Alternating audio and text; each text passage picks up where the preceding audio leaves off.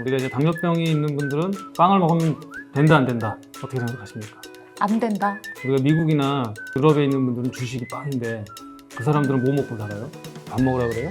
그렇지는 않잖아요. 빵은 죄가 없다.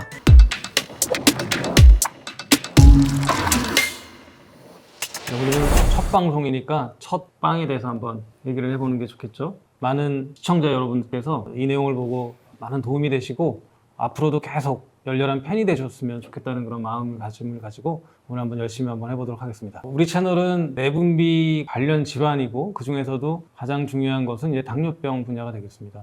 네, 안녕하세요. 내분비내과 박철영 교수입니다. 안녕하세요. 저는 정비서 정주화입니다. 그래요. 정비서 이제 앞으로 잘해봅시다.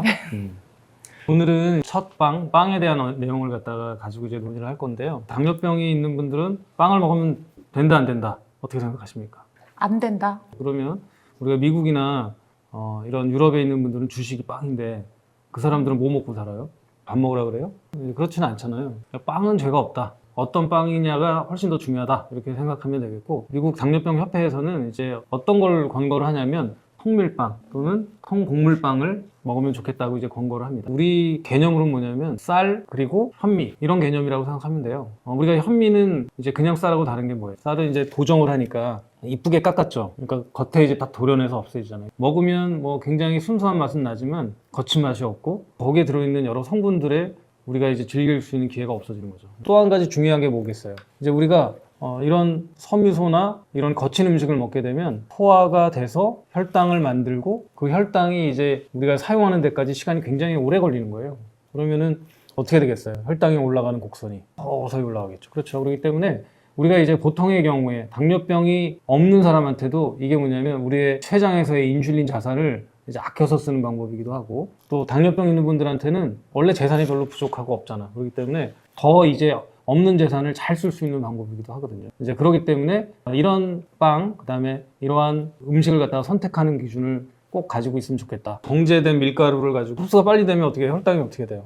빨리 올라가. 빨리 올라가죠. 그래서 슉 올라가면 이제 그걸 이제 우리가 혈당 스파이크라는 말로 많이 이제 표현하는데, 혈당이 급작스럽게 상승했다는 것은 뭐냐면 먹은 음식 중에서 굉장히 흡수 속도가 굉장히 빠르다. 우리가 이제 그걸 따라가지 못하고 있는 인슐린, 그걸 이제 얘기를 하는 거예요. 췌장이 인슐린이 내가 무한대로 나와. 그러면은 혈당은 어떻게 되겠어요? 절대 정상일 수밖에 없어요. 예를 들어서 우리가 뭐 한 밥을 10그릇을 먹었어. 그리고 이제 인슐린이 적절하게 나오잖아요. 혈당 다 정상. 그 다음에 밥을 이제 반 그릇을 먹었어. 이 두 개의 차이는 뭘까요? 둘 다 혈당이 정상이었어.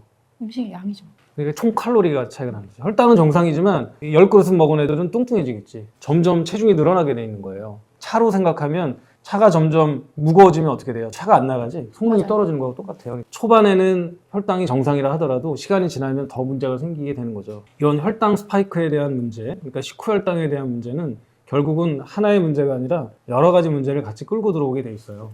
또 이제 한 가지 이제 생각을 해보면, 이제 당뇨병이 생기기 전 단계에 있는 분들도 호소하고 당뇨병의 초기 환자분들도 호소하는 게 있어요. 이 약은 저혈당이 생기지도 않는 약인데 저혈당이 생겨. 그게 대부분 다 뭐냐면 혈당 스파이크 후에 오는 경우가 되게 많아요. 반응성 저혈당이라고 하는데, 그렇기 때문에 사람들이 뭐라고 해요?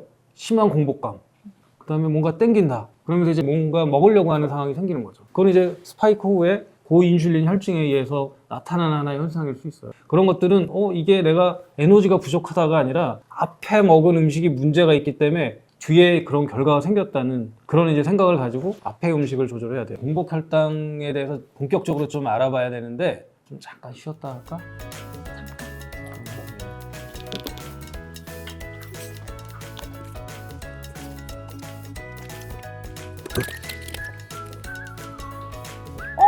교수님, 네? 아까 세배웠는데 어디 갔어요? 드셨어요? 이러면 혈당 스파이크가 온다면서요. 그렇지. 그래도 배고플 때는 또 이런 슈크림빵이 맛있어.